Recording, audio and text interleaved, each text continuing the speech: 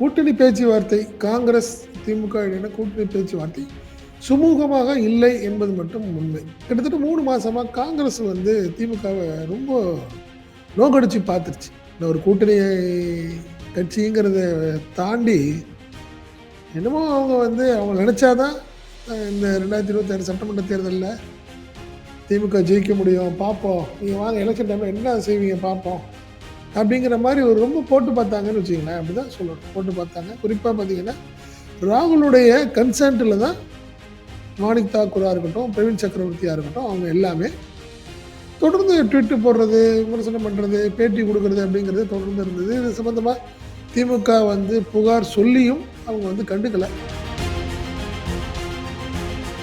40 கொடுத்தால் காங்கிரஸால் எத்தனை ஜெயிக்க முடியும்? 5, 6, 7, 8ன்னு நீங்கள் போய் டபுள் டிஜிட் கூட இல்லையே.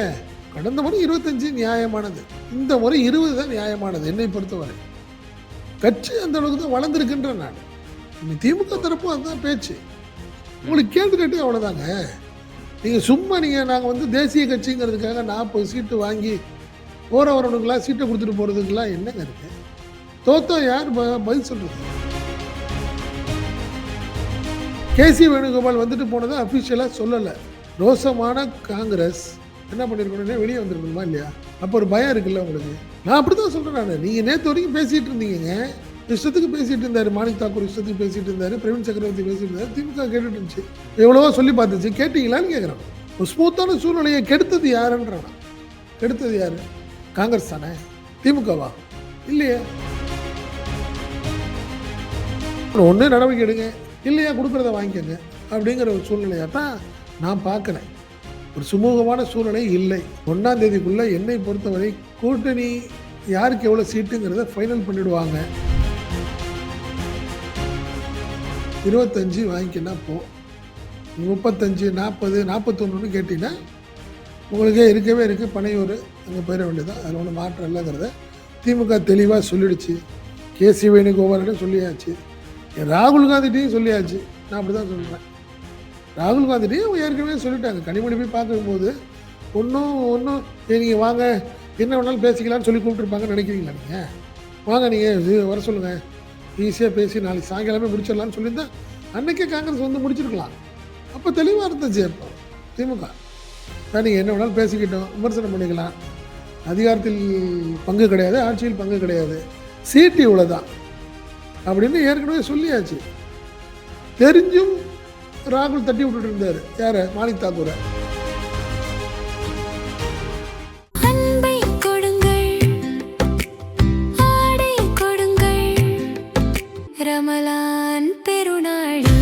Super Saravana stores.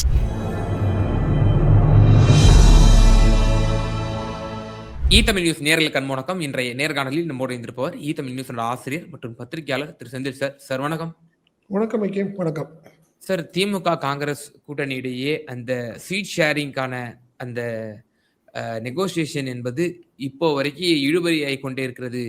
ரொம்பவே அதிகமான தங்களுடைய டிமாண்டை காங்கிரஸ் முன்வைக்கிறாங்க அப்படிங்கிற ஒரு கருத்து. குறிப்பாக 3 விதமான ஒரு டிமாண்ட் வைக்கிறாங்க. ஒன்று அசம்பிளி எலெக்ஷனுக்கான ஒரு டிமாண்ட் வைக்கிறாங்க. அதே போல் உள்ளாட்சி தேர்தலுக்கும் கணிசமான கிட்டத்தட்ட 25% ஆஃப் ஷேரிங் அவங்க கேட்குறாங்க. அதே போல் ராஜ்யசபாவும் 2 கேட்பதாகவும், இது ரொம்ப பெரிய டிமாண்டு. இந்த டிமாண்ட் திமுக வசம் கேட்பதாகவும், திமுக அதற்கெல்லாம் கிடையாது, நீங்கள் எந்த டிமாண்டுக்குமே இசை கொடுக்காதது போலலாம் நமக்கு தகவல் கிடைக்கப்பெறுது. என்ன நிலையில் இருந்து கொண்டிருக்கிறது இந்த சீட் ஷேரிங்? இல்லை, இது கூட்டணி பேச்சுவார்த்தை காங்கிரஸ் திமுக இடையான கூட்டணி பேச்சுவார்த்தை சுமூகமாக இல்லை என்பது மட்டும் உண்மை. என்ன பட் சீட் ஷேரிங் எல்லாம் எந்த அளவுக்கு அப்படிங்கிறதெல்லாம் அப்புறம். பட்டு சுமூகமான ஒரு சூழ்நிலை இல்லை. அது ஒத்துக்கிட்டே ஆகணும். காரணம் என்னென்னா, கிட்டத்தட்ட பார்த்தீங்கன்னா 2 கட்சிகளுக்கு தான் திமுக அழைப்பு இது வரைக்கும் விடலை, டேட்டு கொடுக்கல. மற்ற கிட்டத்தட்ட கூட்டணி கட்சிகள் எல்லாத்துக்குமே ஏற்கனவே இந்த 2026 சட்டமன்ற தேர்தல் தொடர்பாக பேச்சுவார்த்தை நடத்துறதுக்காக டிஆர் பாலு பொருளாளர், திமுக பொருளாளர் டிஆர் பாலு தலைமையிலான ஒரு குழு அமைக்கப்பட்டிருக்கு. அந்த குழுவுடன் யார் யார்கிட்ட பேச்சுவார்த்தைன்னா, ஏற்கனவே முஸ்லீம் லீக் முடிஞ்சிருச்சு, மதிமுக இந்த மாதிரி ஒவ்வொரு கட்சி கூட்டணி கட்சிகளோட பேச்சுவார்த்தை தொடர்ந்து நடந்துகிட்டு இருக்குன்னு வச்சுக்கோங்களேன். ஏற்கனவே டேட்டு சொல்லிட்டாங்க. இந்த கூட்டணி கட்சிகள்லாம் எந்தெந்த டேட்ல வந்து பேச்சுவார்த்தைக்கு அறிவாலயத்துக்கு வருவார்கள் அப்படின்னு சொல்லிட்டாங்க. அதில் 2 கட்சிகளுக்கு தரல. ஒன்று வந்து காங்கிரஸ், இன்னொன்று விசிகா. விசிகா வந்து என்னை பொறுத்தவரை காங்கிரஸுக்கு கொடுக்காததுனால விசிகாட்ட சொல்லிட்டு தான் டேட்டு கொடுக்கல அப்படிங்கிறது என்னுடைய பார்வை. ஒன்று காரணம் என்னென்னா, கிட்டத்தட்ட 3 மாசமா காங்கிரஸ் வந்து திமுகவை ரொம்ப நோக்கடிச்சு பார்த்துருச்சு. இந்த ஒரு கூட்டணி கட்சிங்கிறத தாண்டி என்னமோ அவங்க நினைச்சாதான் இந்த 2026 சட்டமன்ற தேர்தலில் திமுக ஜெயிக்க முடியும், பார்ப்போம், நீங்கள் வாங்க எலெக்ஷன் டைமில் என்ன செய்வீங்க பார்ப்போம் அப்படிங்கிற மாதிரி ஒரு ரொம்ப போட்டு பார்த்தாங்கன்னு வச்சுங்களேன். அப்படிதான் சொல்லணும், போட்டு பார்த்தாங்க. குறிப்பாக பார்த்தீங்கன்னா ராகுலுடைய கன்சென்ட்டில் தான் மாணிக் தாக்கூராக இருக்கட்டும், பிரவீன் சக்கரவர்த்தியாக இருக்கட்டும், அவங்க எல்லாமே தொடர்ந்து ட்விட்டு போடுறது, விமர்சனம் பண்ணுறது, பேட்டி கொடுக்கறது அப்படிங்கிறது தொடர்ந்து இருந்தது. இது சம்மந்தமாக திமுக வந்து புகார் சொல்லியும் அவங்க கண்டுக்கலை.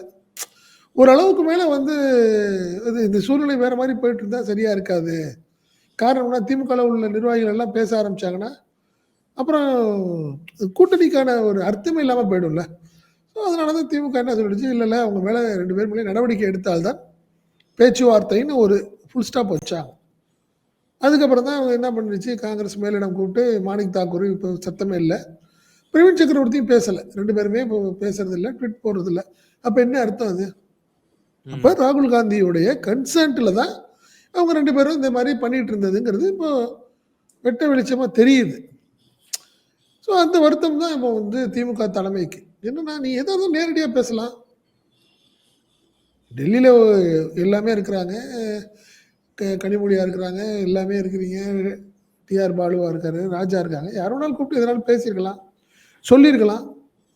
இல்லைங்க லாஸ்ட் எலெக்ஷன்ஸ் மாதிரி கிடையாது, இந்த முறை எங்களுக்கு 2026 நீங்கள் நிறையா எங்களுக்கு விட்டு கொடுக்குற மாதிரி இருக்கும், இதுதான் எங்களுடைய பார்வை அப்படின்னு ஒரு 3 மாதத்துக்கு முன்னாடி நீங்கள் மாணிக் தாக்கூரை வச்சோ பிரவீன் சக்கரவர்த்தியோ பேசுறதுக்கு முன்னாடி ராகுல் காந்தியை டைரெக்டாக கூப்பிட்டு பேசியிருக்கலாம்.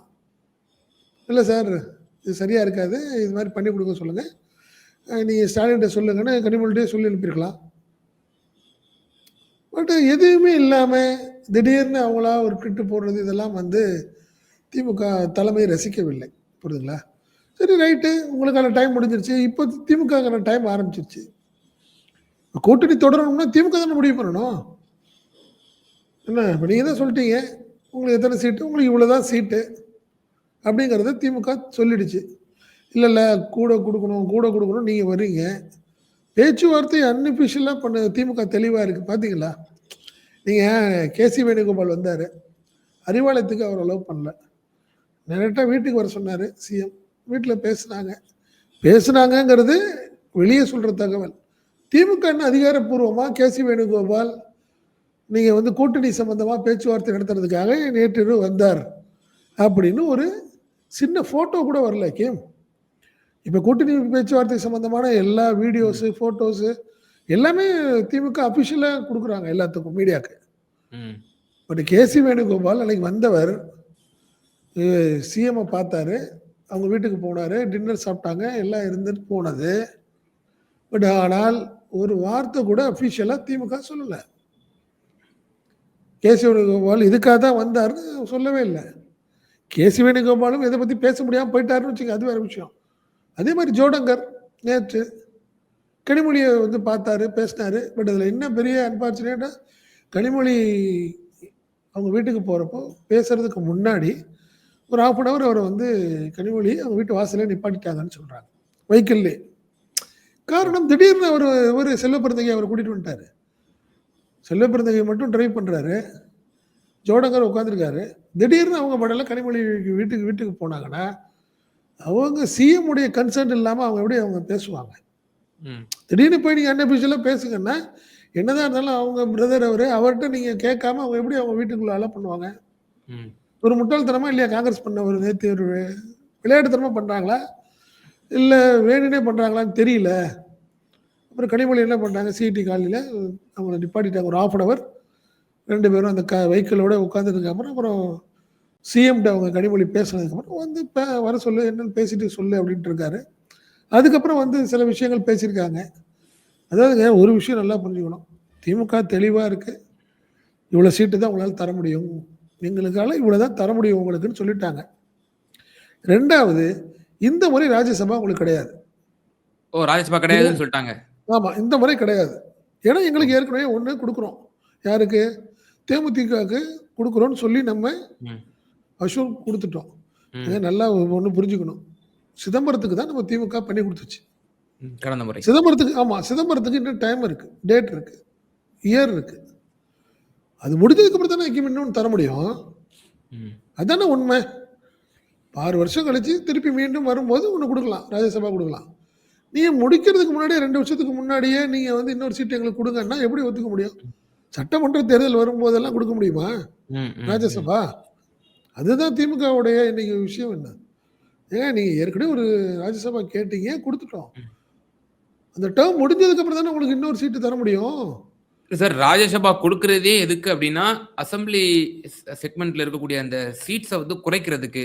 இப்போ 40ன்னு கேட்கறாங்கன்னா, "எப்பா இந்தாங்கப்பா சரி. ஒரு ஒரு ராஜ்யசபா 25 ஆல்ரெடி ஏற்கனவே குடுத்தத வச்சுக்கங்க. இல்ல அது நீங்க விடாப்பிடியா இருக்கீங்களா? கூட ஒரு 3 வச்சுக்கங்க." அப்படிங்கிறது ஒரு சால்வ் பண்றதுக்கு தானே ராஜ்யசபா. இல்ல. அதுதான் இந்த மாரி அவங்க சொல்ட்டாங்க. ஏற்கனவே நான் உங்களுக்கு குடுத்துட்டோம். ம். அதுக்கான டைம் இல்ல. அந்த ம். டெர்ம் வரும்போது குடுக்குறோம். அதுல ஒண்ணும் மாற்றம் இல்ல. இல்லன்னு நாங்க சொல்லல. பட் அதே மாரி இந்த முறை சீட்டு இவ்வளோ தான் தர முடியும். இந்த ம். முறை கிளவரா திமுக ஒரு தெளிவா என்ன பண்ணுது, இல்ல கூட்டணி பேச்சுவார்த்தை எல்லாத்தையும் முடிச்சுட்டு, லாஸ்ட்டா காங்கிரஸ குடுக்கும். கூப்ட்டு இவ்வளோ தான் சீட்டு. ஆல்ரெடி பேசி முடிச்சாச்சு. ம்ஹ்ம். இஷ்டனா இருங்க, இல்லன்னா போங்கங்கிற ஒரு நிலைமைக்கு தான் திமுக தெளிவா இருக்கு. ஒரு அதாவது நிர்பந்தத்துக்கு உள்ளாக்குன்றீங்க காங்கிரஸ. 100% அது நடக்குது. அதுதான் சொன்னேன். கேசி வேணுகோபால் வந்துட்டு போனது வெளியவே தெரியலையே. அஃபிஷியலா அட்மிட் பண்ணிக்கவே இல்லையே திமுக. டேட் இதுவரைக்கும் ஃபிக்ஸ் பண்ணிக்கல. நீங்க அதனால தான் இந்த காங்கிரஸ் ஏன் எங்களுக்கு டேட் தரலன்னு காங்கிரஸ் கேட்டா, விடுதலை சிறுத்தைகளுக்கு நாங்க தரலையாங்க. ஏங்க நீங்க ஏன் கோவப்படுறீங்க? கூட்டணி கட்சி விசிக. அதுக்காக தான் விசிகட்ட ஒரு அண்டர்ஸ்டாண்டிங்ல டேட் குடுக்கல. ஆல்ரெடி திமுக விசிகட்ட பேச்சுவார்த்தை நடத்தி முடிச்சிருச்சு. திரைமறைவுல. அஃபிஷியலா. ஆமா. அதனால தான் டேட் தரல.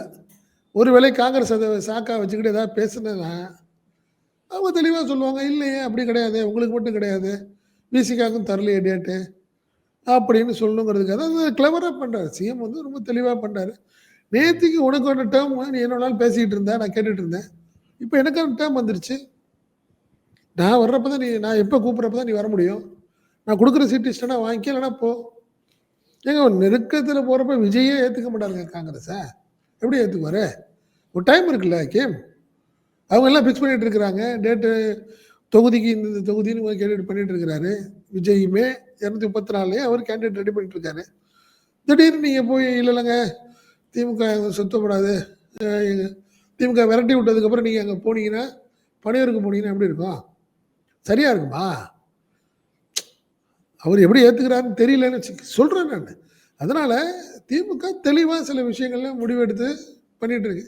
இஷ்டடா இரு, இல்லன்னா போ அப்படிங்கிற ஒரு சூழ்நிலைக்கு திமுக இன்னைக்கு காங்கிரஸை நெருக்கடிக்கு கொண்டாந்துருச்சு. அதுதான் உண்மை.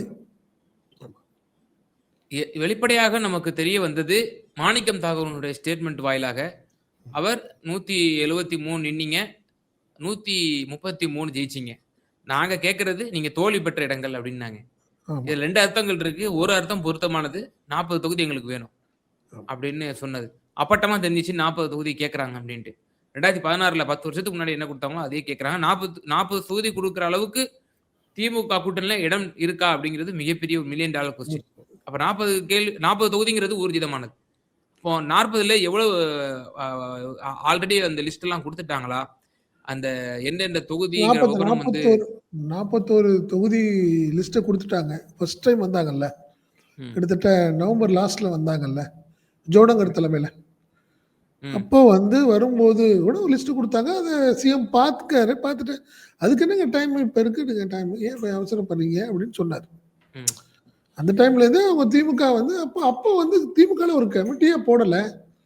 நீங்க வந்து டைரக்ட்டா சிஎம்ட்ட நீங்களா வந்து ஒரு குழுவ கொண்டாந்து அமைச்சு பண்ணீங்கன்னா என்ன அர்த்தம்? புரியுதுங்களா? இப்ப 2வது இன்னொன்னு ஏடிஎம்கே, பிஜேபி என்ன சூழ்நிலைன்னு தெரியல நம்மளுக்கு. இன்னும் ஃபைனல் ஆகலை. 26 தான் வராரு. யாரு? பியூஷ் கோயல். பியூஷ் கோயல் வராரு. அவர் வந்ததுக்கப்புறம் தான் ஃபைனல் ஆக போகுது. அது ஒன்று இருக்கு கேம். புரியுதுங்களா? நீங்க அதே ஒரு விஷயம் சூழ்நிலை இருக்கு. நீங்க நல்லா புரிஞ்சுங்க. 40 கொடுத்தால் காங்கிரஸால எத்தனை ஜெயிக்க முடியும்? ம். 25 கொடுக்கும்போது எத்தனை 2016ல ஜெயிக்கும்? குடுக்கும்போது 8 தான் 5 ஜெயிச்சாங்க. 5, 6, 7, 8ன்னு நீங்க பாரு டபுள் டிஜிட் கூட இல்லையே. கடந்த முறை 25 நியாயமானது. இந்த முறை 20 தான் நியாயமானது என்னை பொறுத்தவரை. கட்சி அந்த அளவுக்கு தான் வளர்ந்துருக்குன்றேன் நானு. நீ திமுக ஓ. தரப்பும் அதுதான் பேச்சு. ம். உங்களுக்கு கேட்டுக்கிட்டே அவ்வளோதாங்க. நீங்க சும்மா நாங்க வந்து தேசிய கட்சிங்கிறதுக்காக 40 சீட்டு வாங்கி போற வரவனுக்கெல்லாம் சீட்டை கொடுத்துட்டு போறதுக்கெல்லாம் என்னங்க இருக்கு? தோத்தா யார் பதில் சொல்றது? கவர்மெண்ட் ஒரு 10 சீட்டு 15 சீட்ல ஒரு நெருக்கடியா போயிடுச்சுன்னு வச்சுக்கங்க. மெஜாரிட்டி ஆகல. சரி பண்ணணும்ல. நீங்க 40 சீட்டு வாங்கிட்டு போயிட்டீங்கன்னா, இப்ப கூட்டணி கட்சிகள் இன்னொரு 40 சீட்டு 80 சீட்டு போயிடும். அந்த 80 சீட்டுல குறி வச்சு பிஜேபி, ஏடிஎம்கே கூட்டணி ஒர்க் பண்ணுச்சுன்னா எப்படி இருக்கும்? சொல்லுங்க பார்ப்போம். சரியா தொங்கு இருக்காதுல்ல? சட்டசபை வரும் ஆ அபாயமும் உண்டு. அதனால நீங்க திமுக தெளிவா இருக்குங்க. நல்ல ஒரு சூழ்நிலையை நீங்க கெடுத்துறாத. அப்படிங்கிறதுனால தான் இப்ப கூட்டணி அதாவது பேச்சுவார்த்தை எல்லாம். உதயநிதி 180ங்கிறதுல தெளிவா இருக்காரு முதலமைச்சர். ஆமாமாமா. அப்படி 100% 100%. அதுதான் நான் சொல்றேன். இந்த முறை கட்சிய டெவலப் பண்ணிக்கப்பா. நீ அதுக்குள்ள உள்ளாட்சி தேர்தலுக்கு எம்பி சீட்ட விட எம்பில எத்தனை குடுப்பீங்க இப்போ? ம். அவங்களுக்கு 10 அதான் 10 தான் சொல்றேன். கேட்பாங்க குறைஞ்சது. அதான் சொல்றேன். நீ இதே மாரி பண்ணிட்டு இருந்தா என்ன அர்த்தங்கிறேன். உள்ளாட்சி தேர்தல் எப்போ இன்னும் 1 வருஷம் 1 1/2 வருஷம் கழிச்சு நடக்க போகுது. அதுக்கு முன்னாடி இன்னைக்கு நீ அக்ரிமெண்ட் போடுன்னா என்ன அர்த்தம்? எனக்கு புரியலையே. ம். இல்ல ஒரு இப்போ இப்ப இல்ல சார் ஏடிஎம்கே, பிஜேபி அலையன்ஸ பார்த்தோம். கடந்த முறை உள்ளாட்சி தேர்தல்ல அந்த அந்த கூட்டணி வந்து முறிஞ்சுச்சு.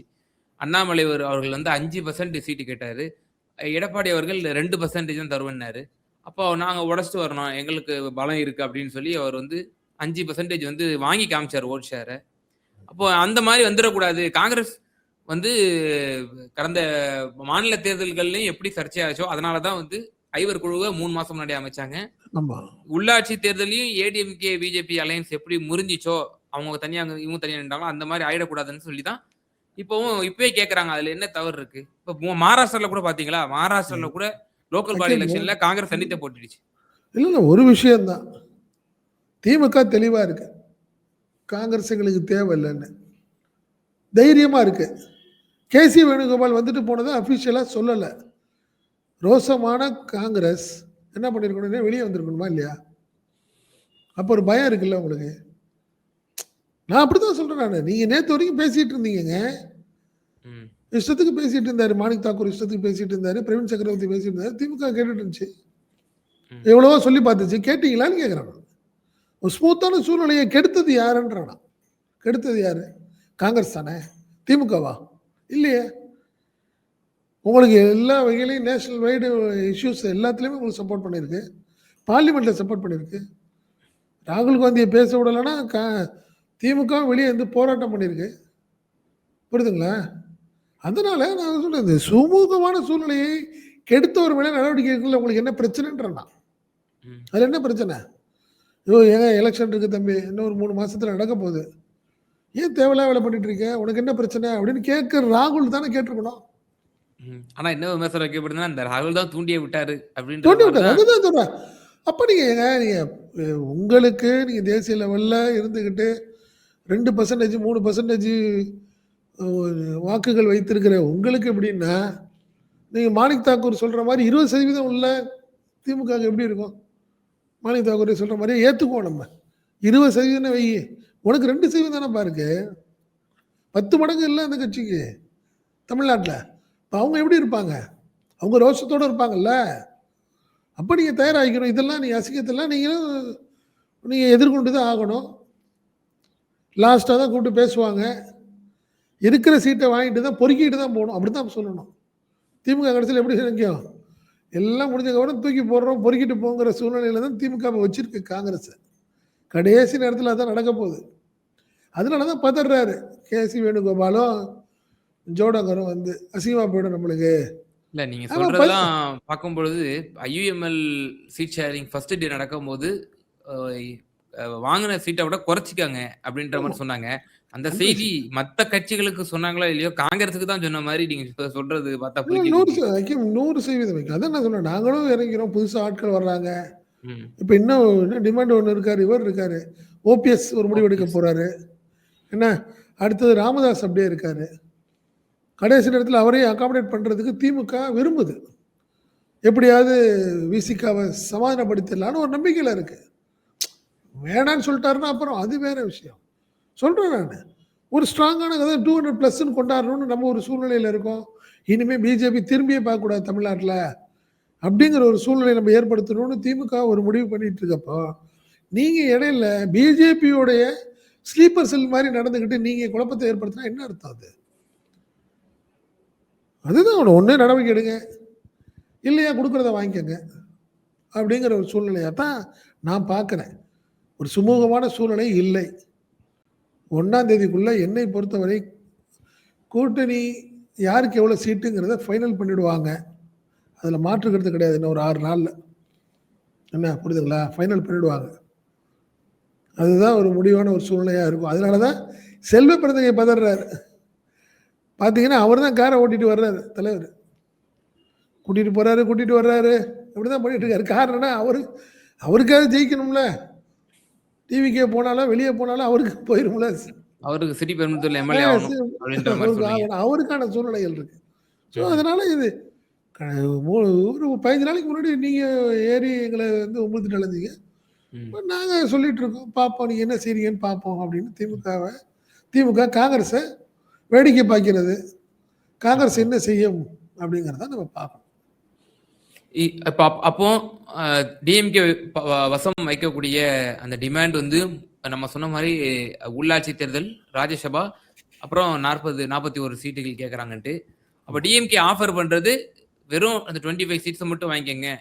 அப்படி அப்படி அப்படி அதோட சேர்த்து ராஜ்யசபா அவர் டென்யூர் முடியட்டும் அதுக்கப்புறம் தரோம் அப்படின்றாங்க. அதுதான் 100% அதுதான். இந்த முறை நாங்கள் தர முடியாது. காரணம் எங்களுக்கு 4 ஏற்கனவே ஒரு கூட்டணி கட்சிக்கு கொடுத்துருக்கோம். ஒரு ஆஃபர் கொடுத்து தான் அவங்கள இழுத்துருக்கோம் நம்ம. ஸோ அவங்களுக்கு அதில் மாற்று கருத்து கிடையாது. இன்னொரு சீட்டு தர முடியாது. அதனால் ராஜ்யசபா வாய்ப்பு இல்லை. அடுத்தது உள்ளாட்சி தேர்தல் சமயத்தில் அது பேசிக்கலாம். இப்போ முன்னாடி 1.5 வருஷத்துக்கு முன்னாடி அக்ரிமெண்ட் போடுறவங்களுக்குலாம் வேலை இல்லை. புரியுதுங்களா? இந்த தேர்தல் நடக்குது, இந்த தேர்தலில் என்னன்னு பேசு, அதோட முடிஞ்சிச்சு. கடந்த தேர்தலோட உங்களுக்கு குறைச்சோம்னா ரைட்டு. 25 வாங்கிக்கினா போ. நீ 35, 40, 41 கேட்டீங்கன்னா உங்களுக்கே இருக்கவே இருக்குது. பனையூர் அங்கே போயிட வேண்டியதான். அதில் ஒன்றும் மாற்றம் இல்லைங்கிறத திமுக தெளிவாக சொல்லிடுச்சு. கேசி வேணுகோபாலிடம் சொல்லியாச்சு, ராகுல் காந்திட்டையும் சொல்லியாச்சு. நான் அப்படி தான் சொல்கிறேன். ராகுல் காந்திட்டையும் ஏற்கனவே சொல்லிட்டாங்க. கனிமொழி போய் பார்க்கும்போது ஒன்றும் நீங்கள் வாங்க என்ன வேணாலும் பேசிக்கலான்னு சொல்லி கூப்பிட்டுருப்பாங்கன்னு நினைக்கிறீங்களா? நீங்கள் வாங்க, நீங்கள் வர சொல்லுங்கள், ஈஸியாக பேசி நாளைக்கு சாயங்காலமே முடிச்சிடலான்னு சொல்லியிருந்தா அன்றைக்கே காங்கிரஸ் வந்து முடிச்சிருக்கலாம். அப்போ தெளிவாக இருந்துச்சு. அப்போ திமுக சார் நீங்கள் என்ன வேணாலும் பேசிக்கிட்டோம், விமர்சனம் பண்ணிக்கலாம், அதிகாரத்தில் பங்கு கிடையாது, ஆட்சியில் பங்கு கிடையாது, சீட்டு இவ்வளோதான் அப்படின்னு ஏற்கனவே சொல்லியாச்சு. தெரிஞ்சும் ராகுல் தட்டி விட்டுட்டு இருந்தார். யாரை? மாணிக் தாக்கூரை. ஒரு ஸ்டேஜில் ரொம்ப திமுக ஏறி அடிக்க ஆரம்பித்த உடனே தான் கோவம் வந்துருச்சு. ஆஹா, திமுக இனிமேல் விடக்கூடாது அப்படின்னு முடிவு பண்ண உடனே கார்கே குருக்களில் வந்து சோனியா காந்தி மூலியமா இதை வந்து கொஞ்சம் காம் பண்ணார்னு வச்சுங்களேன். பட் இதுக்கெல்லாம் காரணமானவர்கள் நடவடிக்கை எடுக்கணும். அதேமாரி இது தான் சீட்டுங்கிறத திமுக மீண்டும் மீண்டும் வலியுறுத்திட்டு இருக்கு. எப்போ இனிமேல் பேச்சுவார்த்தை நடத்தும்னே தெரியாத ஒரு சூழ்நிலைங்க. புரிஞ்சுட்டேன் உங்களுக்கு? இந்த கூட்டணி பேச்சுவார்த்தை முடிஞ்சதுக்கு அப்புறம் தான் ராஜ்யசபா ஹோல்டு பண்ணி வச்சிருக்கிறதுங்கிறது குறிப்பா நாடாளுமன்ற தேர்தலில் ஒரு கருத்தில் வச்சு திமுக அப்படி பண்ணுதாங்கிற ஒரு கேள்வி இருக்குல்ல. இப்போ நாடாளுமன்ற தேர்தலின் போது காங்கிரஸ் திமுகவுக்கு முக்கியத்துவம் வாய்ந்தது. டெல்லியில யார் பிரதமர்னு முன்மொழியணும், காங்கிரஸ் தலைமையிலான ஒரு கூட்டணி. ஏன்னா காங்கிரஸ் அல்லாத ஒரு கூட்டணி அமைக்கிறோம் அப்படின்னா நிச்சயமா அது பிஜேபி வீழ்த்தக்கூடிய இதுவா இருக்காது. காங்கிரஸ் 3வது வேணா தள்ளும். அதை பெரிதாக எந்த ஒரு இம்பாக்ட் ஏற்படுத்த முடியாது. மீண்டும் 400 சீட்டு கூட ஜெயிப்பாரு பிரதமர் மோடி அவர்.